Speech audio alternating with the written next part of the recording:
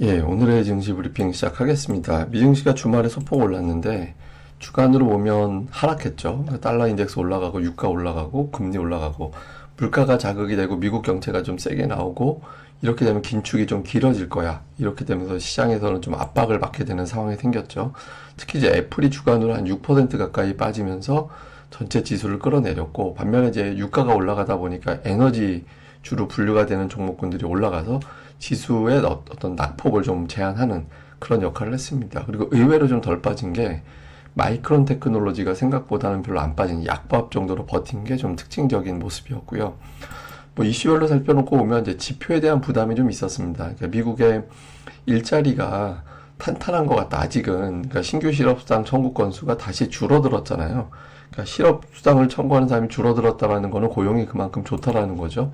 여기에 서비스업 PMI가 되게 강하게 나타나다 보니까 그러니까 미국의 수요, 고용은 탄탄하다. 그러면은 수요가 는다라는 거는 구매자들이 많이 물건을 살 수 있는 힘이 생겼다라는 거니까 물가가 다시 올라가겠네.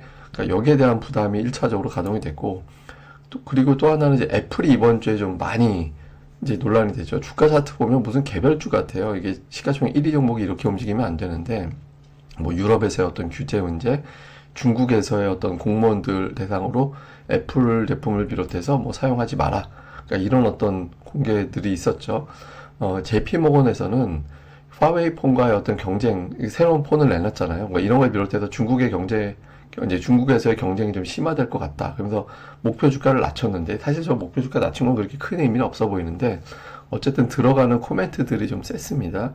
뭐 향후에 아이폰 성과에 달려있기는 하겠지만, 이미 주가가 올라버린 상태에서, 추가적인 상승 여력은 좀 제한적일 것 같다. 그러니까 이런 어떤 취지의 분석을 JP 모건을 비롯해서 몇몇 곳에서 좀 했고요. 반대되는 의견도 있습니다. 그러니까 모건 스탠리는 기껏해야 이제 매출 타격 4%밖에 안 되고 EPS 영향은 3%가 최대치다. 이제 그런데 이거 가지고 하락하는 거는 좀 문제가 있어. 이런 주장을 했습니다. 근데 재밌는 거는 좀 보수적으로 본 데서는 목표 주가가 230달러고 긍정적으로 보고서 내는 데서는 215달러예요. 근데 어쨌든 좀 의견이 엇갈린다라는 것 자체가 주가가 이제 변동성이 커질 수 있다라고 볼 수 있는 거잖아요. 근데 저는 이것도 이거지만 좀 재밌는 기사를 봤습니다. 그러니까 미국 야후에서 이제 나온 기사인데 삼성이 갑자기 등장을 합니다. 그 내용이 뭐냐면 삼성의 폴더블 폰이 애플에 영향을 줄 수도 있다. 기존에는 이제 직사각형 폰 단순했고 여기에 이제 프로세서, 카메라 성능 이게 주요 경쟁이었는데 이게 갑자기 이제 접는 폰이 등장을 했다. 책같이 접는 거 하나, 조개 껍질 같이 접는 거 하나 각각을 출시를 했는데 이게 판도에 어떤 변화를 줄 수도 있을 것 같다. 그걸 좀 주목을 해보자. 물론 이제 아이폰이 워낙 충성도가 높기 때문에 이거를 극복할지는 현재로서는 장담할 수는 없지만 어느 정도 좀 파장을 줄 수도 있다. 이런 취지의 기사였거든요. 그래서 삼성폰이 갑자기 이제 좀 여기서 부각된 점이 좀 특징적으로 나타났습니다. 그래서 뭐 삼성전자가 나름대로 애플 하락에도 불구하고 좀 버텼잖아요. 이제 폴더블 폰에 대한 기대치가 좀 있었던 것 같아요. 근데 뭐 이 기사 쓴 사람의 주장이니까 이게 뭐 추세가 될지는 알 수는 없죠. 그 다음에 또 하나 좀 이슈가 된 게 이제 금리에 대한 전망인데 존 윌리엄스 뉴욕 연은 총재죠. 통화 정책은 바람직한 방향으로 가고 있고 인플레이션 방향으로 잘 가고 있다. 이렇게 이제 긍정적인 어떤 이제 더 이상 금리 안 올릴 거야. 이런 취지로 해석될 수 있는 발언을 했고 반면에 이제 로리 로건 같은 경우는 이제 9월은 동결하는데 앞으로 더 올릴지도 몰라. 알 수 없어. 이런 이야기를 했고요. 오스틴 글스비 같은 경우는 이제는 더 높일까가 문제가 아니라 얼마나 더 유지할까가 핵심이다. 그래서 이제 금리 인상 더 이상 없어. 이렇게 주장을 했거든요. 2대1로 갈렸는데 이날 같은 경우는 투자들이 생각하기에 존 윌리엄스가 말빨이 제일 센 사람이잖아. 그러니까 이렇게 생각을 한 것 같아요. 이게 왜 그러냐? 요 이제 원 크기가 뭐냐면 원 크기가 얼굴 크기가 클수록 영향력이 크다. 이렇게 보면 되거든요. 당연히 이제 파월이 제일 세고 근데 존 윌리엄스가 그 다음 사이즈예요. 그러니까 영향력이 좀 큰 사람이고 예를 들어서 오스틴 글스비나 로리 로건 같은 경우는 좀 작은 쪽 순위에, 그러니까 중간 사이즈 정도 되는 영향력 있는 사람이거든요. 근데 이날 존 윌리엄스 발언하고 이제 섞여 있다 보니까 이 사람의 발언을 가장 크게 영향을 받았고, 그래서 이제 금리가 좀 약간 좀 빠지는 그런 계기로 작동을 했던 것 같습니다. 뭐 실제로 이제 지표들을 보면 국채금리 좀 빠졌죠. 그러니까 이게 사실 어제 뉴욕 연은 총재 발언 비롯해서 어제 나온 발언인데 오늘 하루 지나서 다들 반응이 됐어요. 그래서 국채금리가 4.3 찍고 나서 좀 흘러내리는 그런 모습이 나타났고 달러 인덱스는 거의 제자리. 이게 좀 빠져줘야 되는데 신흥시장 움직이려면 빠져줘야 되는데 이런 시각도 있습니다. 그러니까 달러가 강해야 이제 미국의 인플레이션이 좀 잡힌다, 좀 덜 오른다 이런 분석도 있거든요. 이 이제 수입 물가가 내려가는 효과가 좀 있잖아요. 그래서 미국이 유가가 저렇게 올라가면 달러를 좀 강세 보이는데 그냥 방치할지도 몰라 이런 주장도 있습니다. 근데 어쨌든 달러 인덱스가 빠져줘야 우리 시장이 유리하죠.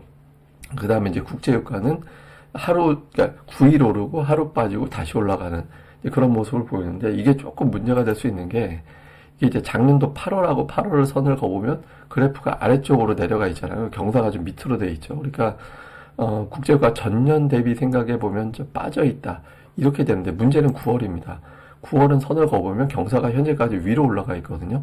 그러니까 전년 대비 올라가 있는 게 돼요. 그래서 다음 달에 발표되는 물가 지표에서 이제 에너지 비용은 상승 쪽으로 전환됐을 가능성이 생기는 거잖아요. 그래서 이번 달 아직 많이 지나가지는 않았지만 국제유가가 이제 이 근처에서 좀 꺾여줘서 좀 빠져주는지 여부가 다음 달 CPI에 대한 스트레스를 받을 거냐 안 받을 거냐 여기 좀 결정이 되겠죠. 좀 중요한 변수가 된다. 근데 저는 개인적으로 90달러, 100달러, 100달러까지 가지는 않을 것 같은데 좀 조금 더 올라가면 좀 오히려 이제 유가가 소비를 줄인다 이런 식으로 좀 나오지 않을까 싶기도 합니다. 그다음에 주요 종목들 보면 테슬라가 이제 계속 좀 좋진 않죠. 여기서 올라갔다 내려갔다는데 확대해서 보면 이 되게 절묘해요. 이게 지금 보시고 있는 선이 51선이거든요. 51선이 계속 고점이 되고 있습니다. 그러니까 한 최근 2달 동안 만들어진 추세를 좀 그 부담스러운 요인이 극복이 돼야 되는데 이거 돌파를 지금 못하고 있는 그런 상태고요. 엔비디아는 21선, 51선 요 사이에서 지금 gat혀 있죠. 이걸 갖다가 이제 치고 다시 돌파하면 되는데 오늘 초반에 돌파했다가 다시 밀렸거든요. 21선은. 근데 아래로 51선도 지지가 됩니다. 그래서 이제 450달러, 455달러 요 근처에서 이제 움직이다가 이걸 돌파를 하는지 여부가 이제 되게 중요해요. 이거 깨져버리면 400달러 초반까지 갈 수도 있거든요. 반면에 이제 미국에서 최근에 강한 건 제약 바이오주들, 그러니까 일라일리가 완전히 랠리를 보이고 있잖아요. 그러니까 미국에서 제약 바이오가 최근에 좀 뭐 비만 치료제를 비롯해서 좀 이슈가 있다 보니까 올라가는데 다만 이제 금리가 높고 우리나라 같은 경우 예탁금이 누입되지 않은 상태에서 제약주가 얼마나 갈 수 있겠느냐 이런 거에 대한 논란이 있긴 하거든요. 근데 어쨌든 미국에서는 최근에 에너지주와 좀 제약주들이 상대적으로 강한데 이게 이제 빅테크가 주춤할 때 빈틈에서 움직이는 건지 추세가 잡히는 건지 이거 우리 증시에도 또 영향을 줄 수 있는 사안이니까 주목을 좀 해봐야 될 것 같습니다. 뭐 우리나라 관련된 지표는 MSCI 한국지수가 강보합으로 끝났고요. 야간 선물은 약간 빠졌습니다. 그리고 환율은 소폭 올랐습니다. 그래서 우리 증시는 미증시 마감된 거 놓고 볼 때 별다른 어떤 큰 변화가 이제 영향을 받을 것 같지는 않다. 뭐 약간 어떤 뭐 거의 뭐 보합 수준이다. 이렇게 보면 될 것 같습니다.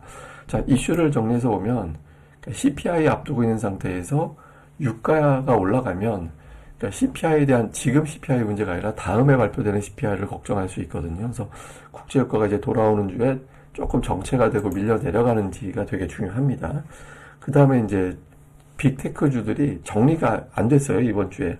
예, 올라가고 내려가고 좀 덜 빠지고 더 빠지고 이렇게 좀 오락가락 하는데 제가 계속 말씀드리지만 애플, 엔비디아, 테슬라 이 세 개 중에 두 개가 플러스 나는 조합이 나와줘야 시장에 좀 안도감이 생기거든요. 근데 오늘은 세 개 조합 중에 애플만 강보합이었고 테슬라하고 엔비디아는 약세로 끝났잖아요. 그래서 요 구도가 좀 정리가 될 필요가 있고 그 다음에 이제 그럼에도 불구하고 삼성전자는 7만 원을 버텨냈죠. 그러니까 애플 공급망 업체들이 좀 부진했는데 삼성전자가 안 빠졌거든요. 그러니까 최근에 이제 급등을 했던 그 추세를 견뎌내고 있거든요. 그래서 삼성전자가 생각보다 외부 충격에 비해서는 잘 버티고 있는 상태. 이제 요게 이제 좀 7만 원을 버티는 걸 넘어서 이제 다음 주 정도에서는 좀 한번 밀고 올라가는 흐름이 나와줘야 이제 투자들이 조금 더 안돌할 수 있겠죠. 그 다음에 이제 미증시에서 조금 전에 말씀드린 대로 이제 제약이 강했는데 이게 이제 그 제약주 강한 거에 대해서도 시장에서는 좀 평가가 있거든요. 예를 들면 뭐 앞서 말씀드린 대로 빅테크 안 가니까 잠깐 그 틈에 반짝하고 움직이는 거다라고 보는 시각이 있고 이제 아니다. 지금은 이제 빅테크 시대가 가고 이제 가치주 쪽으로 바뀌고 하면서 뭐 제약이라든가 뭐 금융주라든가 뭐 에너지주 쪽을 봐야 된다 이런 어떤 주장들이 있거든요. 근데 여기서 이제 우리 증시는 어느 쪽으로 판단을 할 거냐. 요게 좀 주목이 되죠. 그러니까 제약주가 아직까지 추세력은 강하지는 않은데, 뭐 아직은 이제 반도체, 뭐 2차 전지, 뭐 하여튼 이런 류의 기업들이 막 돌고 돌고 하다가 2차 전지는 이제 추세가 이제 깨져버린 상태고, 그러니까 반도체가 오르락내리락 그러다가 지난주에 좀 부진했고, 하여튼 정돈이 안 돼 있거든요. 그래서 우리 증시에서 이제 돌아오는 주에 어느 쪽에 반응을 할지, 삼성전자가 그 키는 쥐고 있다. 오히려 저는 이제 그렇게 이제 해석을 하고 있습니다. 자, 마지막으로 이제 차트 하나 보여드리면, 미국의 수급 동향, 글로벌 금융시장 자금 동향이거든요. 이거 뭐 주간 증시 전망대 다시 한번 설명을 드리겠습니다만은 지금 자금이 어디로 많이 가고 있냐면 그냥 현금화예요.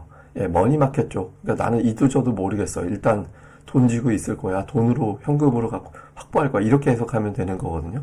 그러니까 이쪽으로만 돈이 여기로 가고 있는데 이거는 이제 어느 쪽으로 본물이 터지면 주식이 됐든 채권이 됐든 이제 확 갈 수도 있는 거고 있는데 일단은 지금 투자들이 현금화 시켜놓고 좀 묘한데 시장이 이렇게 되면서 지금 관망하고 있는 거거든요. 그러면 이제 업종별로는 어디서 자금이 그래도 좀 유입되고 있나 보면 여전히 IT예요. 그러니까 IT 쪽으로 계속해서 자금이 유입되고 있거든요. 그러니까 빅테크 쪽의 자금 유입이 아직은 되고 있어요. 그러니까 그쪽으로 해석될 수 있는 자금이. 그래서 지금 완전, 근데 이게 이제 마이너스 쪽으로 쭉 발리게 되면 이제 시장 추세가 조금 안 좋아지게 되는 거죠. 근데 아직까지 투자들은 시장 그리고 빅테크가 완전히 무너진다라고 생각은 안 하고 있다. 근데 이제 조금 조심스러워 하고 있다. 이제 다음 주에 어떤 애플이 어떤 이거를 극복 못하고 2주 연속 크게 밀리면 조금 상황이 달라질 수도 있다. 이 정도로 이제 보시면 될 것 같습니다. 예, 그리고 이제 마지막으로 저 또 PPL 하나 또 다시 한번 설명드리면 고릴라 리서치 가입 이벤트 이번 주까지만 주말까지만 진행이 됩니다. 그래서 이거는 기업 분석 보고서 자체로 작성한 기업 분석 보고서 볼 수 있고요. 그리고 또 전용 공부 스터디가 이제 동영상으로 진행이 되고 멤버십 브리핑이 따로 또 진행이 됩니다. 그리고 여러 가지 자료 또 업로드 해드리고 그리고 하루에 1,300원꼴로 가입할 수 있는 혜택은 이번 주까지고 또 그 혜택이라고 표현하는 이유는 뭐냐면 가입했다가 나중에 이제 뭐 연장 안 하고 나갔다가 몇 달 후에 다시 가입하는 경우도 있잖아요. 근데 그분들한테는 1기 때 똑같이 가입비 적용, 이게 정상화된 비용이 아니라 1기 때 비용 그대로 적용해 드리게 되거든요. 그래서 그런 이벤트 진행이 되니까 공지 보시고 네이버에도 고릴라 리서치 검색하시면 되니까 공지 보시고 또 참고해 주시면 될 것 같습니다. 예, 또 시장에 변동성이 생기면 제가 그때그때마다 속보로 내용들 또 정리해 드리는 시간 갖겠습니다. 예, 그럼 주말 잘 보내시고요. 저는 또 다음에 뵙겠습니다. 이 방송 구독하기, 좋아요까지 꼭 좀 부탁드립니다. 감사합니다.